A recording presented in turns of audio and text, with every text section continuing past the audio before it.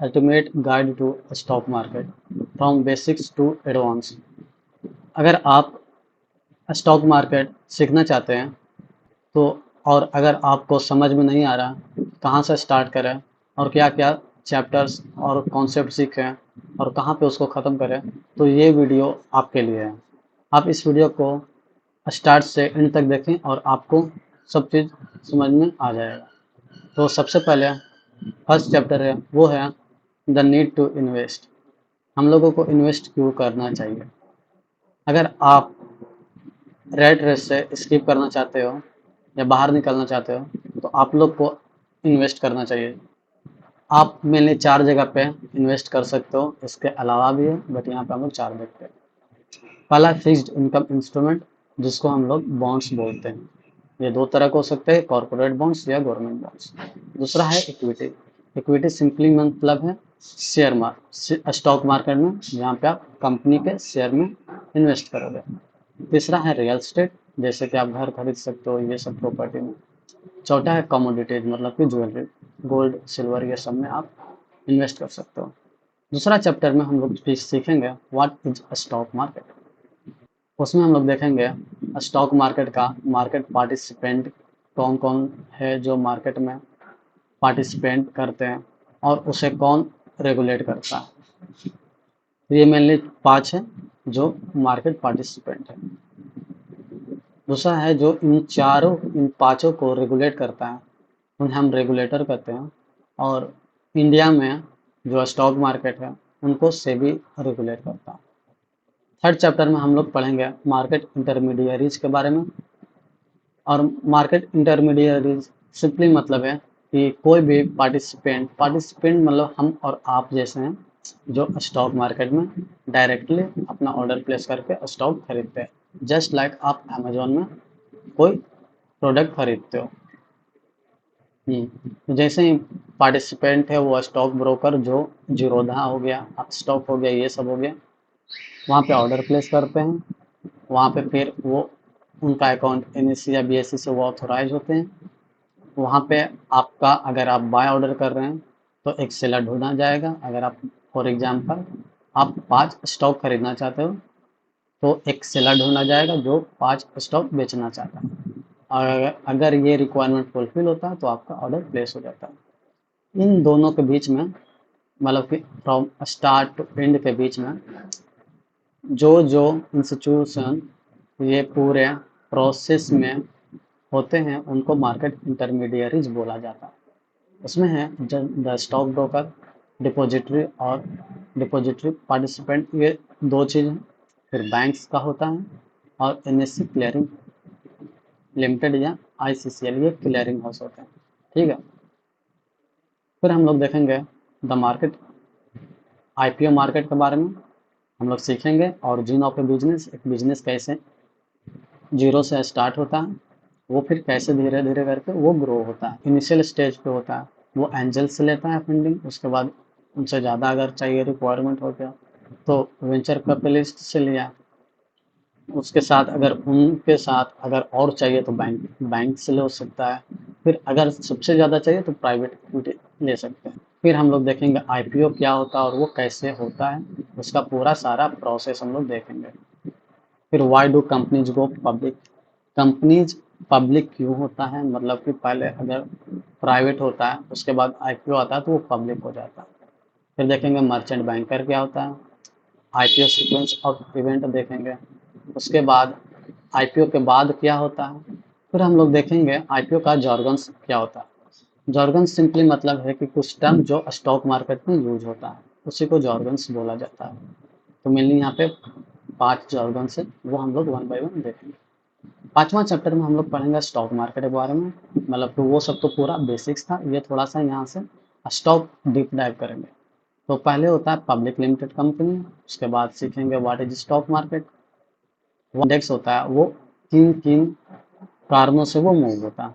How long the stock get traded, what happens after you on stock, और एक note on holding period के बारे में हम लोग देखेंगे। फिर हम लोग सीखेंगे रिटर्न कैलकुलेट करना। रिटर्न मतलब सिंपली हो गया उस पर बेनिफिट या प्रॉफिट कैलकुलेट करना। तो एक होता है एब्सोल्यूट रिटर्न, जिसको हम लोग सिंपल इंटरेस्ट बोल सकते हैं। उसमें सिंपली होता है कि अगर आपका प्रिंसिपल एक्स है तो उसका 10% अगर इंटरेस्ट है तो 10% ऑफ एक्स, और वो आपका आ गया, मान के चलो सिंपल, या अमाउंट आ गया। ठीक है, इसको हम लोग अमाउंट बोल सकते हैं। फिर हम लोग देखेंगे कंपाउंडेड एनुअल ग्रोथ, मतलब कि ये हो गया अमाउंट यहाँ पे 1 साल के लिए। फिर अब इसी अमाउंट पे, अब ये अमाउंट हम लोग का एज ए प्रिंसिपल एक्ट करेगा, और उस पर हम लोग फिर 10% इंटरेस्ट लेंगे। तो ये जब फाइनल हो गया, इसको मान के चलो कि वो हो गया अमाउंट ए, ये पैसा हो गया। ठीक है, फिर हम लोग देखेंगे कि ट्रेडर्स कितने तरह के होते हैं, इन्वेस्टर कितने तरह के होते हैं, और फिर हम लोग जाएंगे छठा चैप्टर, वो छठा चैप्टर जो हम लोग का होगा स्टॉक मार्केट के इंडेक्स के बारे में। इंडेक्स सिंपली मतलब है कि ये ग्राफ जो ये ऐसे ऐसे हो रहा है, इसी को हम लोग इंडेक्स बोलते हैं। उसमें हम लोग देखेंगे प्रैक्टिकल यूजेज ऑफ इंडेक्स कैसे कैसे किया जा सकता है, उससे इंफॉर्मेशन गैदर करना हम लोग सीखेंगे, बेंच मार्किंग करना सीखेंगे, उसको ट्रेडिंग करना सीखेंगे, और एक अच्छा सा पोर्टफोलियो बनाना सीखेंगे। ठीक है, फिर हम लोग देखेंगे इंडेक्स कंस्ट्रक्शन मेथोलॉजी और सेक्टर स्पेसिफिक इंडेक्स। फिर 7वां चैप्टर है सिर्फ जॉर्गन्स के बारे में, मतलब ये बहुत ही ज़्यादा इम्पोर्टेंट चैप्टर है, क्योंकि जैसे ही आप लोग स्टॉक मार्केट के बारे में कहीं पे जाओगे तो ये कुछ टर्म्स है जो फ्रिक्वेंटली यूज होते रहेगा, और अगर आप लोग इन टर्म्स को जान जाते हो तो आपको वो मार्केट के समझना बहुत ही इजीली हो जाएगा। तो हम लोग वन बाय वन करके हर एक को देखेंगे। उसमें देखेंगे capital market, futures and option देखेंगे, करेंसी डेरिवेटिव देखेंगे, और होल्डिंग मार्केट देखेंगे। इनको हम लोग फुल डिटेल से एक्सप्लोर करेंगे। उसके बाद हम लोग देखेंगे ट्रेडिंग टर्मिनल के बारे में, जैसे कि आप अगर आप स्टॉक खरीदना चाहते हैं तो वो कहाँ से खरीदा जा सकता है। उसके लिए एक पोर्टल होता है हर हर ब्रोकर का, उसको हम लोग बोलते हैं ट्रेडिंग टर्मिनल। तो सबसे पहले वॉच मार्केट हम लोग सीखेंगे। उसमें वॉच मार्केट सिंपली मतलब है कि कोई भी अगर एक ब्रोकर का साइट है तो उस पर जाओ, और सिंपली यहाँ पे मैंने जोमेटो सर्च किया तो वहाँ पे जोमेटो का आ जाएगा, और उसको आप वॉच लिस्ट में डाल सकते हो। जैसे कि यहाँ पे हमने जोमेटो, एचडीएफसी और भारत इलेक्ट्रॉनिक्स का वॉच लिस्ट में ऐड कर रखा हूँ। अब इसको मैं ट्रेंड देख सकता हूँ, और इसको पे क्लिक करके हम वहाँ पे जा सकते हैं। ठीक है, और उसके वहीं पे हम लोग सीखेंगे इसी चैप्टर में एलटीपी के बारे में, परसेंटेज चेंज के बारे में, और बहुत सारा चीज़ें वन बाय वन हम लोग एक्सप्लोर करेंगे। फिर देखेंगे आप अगर स्टॉक खरीदना चाहते हैं तो लिमिट ऑर्डर प्लेस कर सकते हो, मार्केट ऑर्डर प्लेस कर, स्टॉप लॉस मार्केट, ये देखेंगे। फिर ऑर्डर बुक क्या होता है, ट्रेड बुक क्या होता है, बीड ऑफर प्राइस क्या होता है, और क्लियरिंग सेटलमेंट और क्लियरिंग हाउस वो सब क्या होता है, वो सब के चीज़ हम लोग देखेंगे। फिर एक यहाँ पे कॉन्सेप्ट होता है टी डे और T+1 डे का। जैसे कि पहले 2 दिन में एक एक अगर इसका सिंपली शब्दों में ये बोल सकते हैं कि अगर आप कोई एक स्टॉक को खरीदते हैं तो पहले 2022 के पहले वो 2 दिन लेता था आपके डीमेट अकाउंट में आने में। जैसे कि अगर आप मंडे को ऑर्डर प्लेस किए हो तो वो वेडनेसडे को आएगा, मतलब 2 दिन एक्स्ट्रा लेगा आपके डीमेट अकाउंट में क्रेडिट होने के लिए। बट अब क्योंकि टेक्नोलॉजी ग्रो हो गया है तो ये थोड़ा कम टाइम लेता है। अब सिंपली एक दिन में आपके अकाउंट में वो आ जाता है।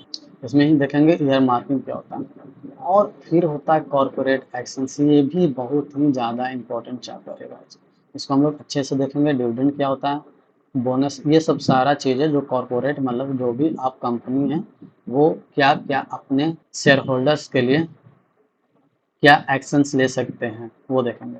वो डिविडेंड दे सकते हैं, बोनस इशू कर सकते हैं, स्टॉक का स्प्लिट कर सकते हैं, राइट इशू कर सकते हैं, और बायबैक ऑफ शेयर कर सकते हैं।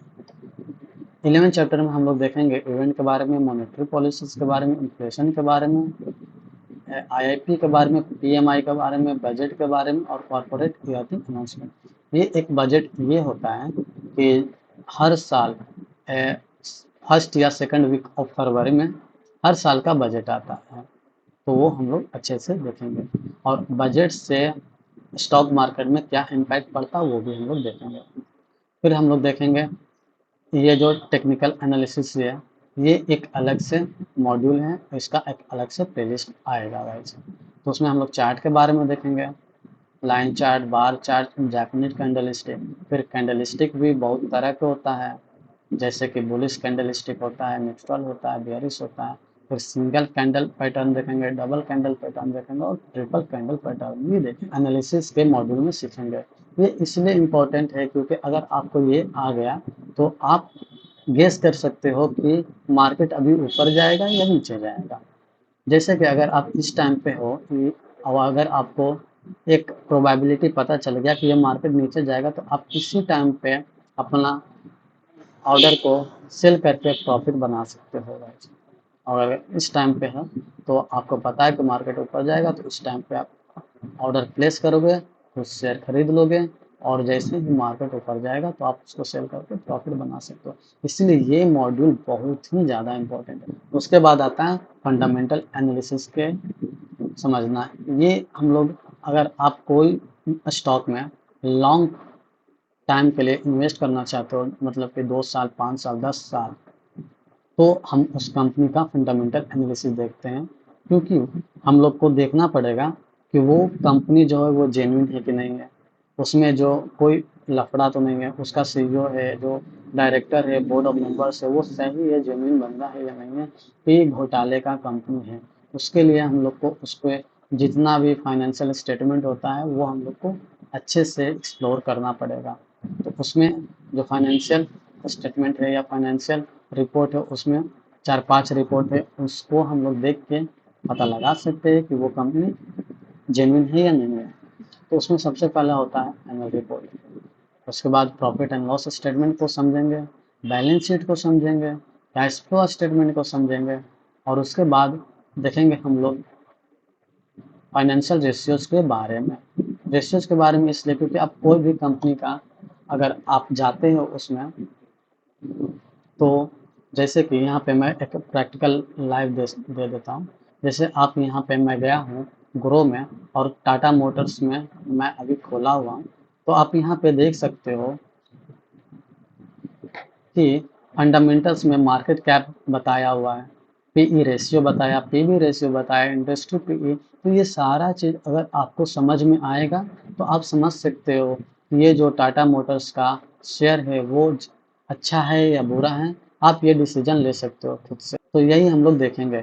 फिर हम लोग एबिडा के बारे में पता करेंगे। ये जो टर्म है एबिडा, वो आप बहुत ही फ्रिक्वेंटली यूज होते देखे होंगे अगर आप फाइनेंस के बारे में थोड़ा बहुत जानते हो तो। फिर हम लोग पैट मार्जिन के बारे में जानेंगे, रिटर्न ऑन इक्विटी एसेट और कैपिटल एम्प्लॉय के बारे में भी जानेंगे कि उसका रिटर्न कैसे होता है। लेवरेज रेशियो के बारे में जानेंगे, वैल्यूएशन के रेशियोज के बारे में जानेंगे और ऑपरेटिंग रेशियोज के बारे में जानेंगे। फिर हम लोग फाइनली देखेंगे कि आप इक्विटी को रिसर्च कैसे कर सकते हो। थैंक यू गाइज, इस वीडियो में यहीं तक। और अगर आपको ये वीडियो अच्छा लगा होगा तो आप मेरे चैनल को सब्सक्राइब करके जाइएगा। और ये जो सीट है इसको मैं आप लोग को प्रोवाइड करा दूंगा, तो डोंट वरी गाइज।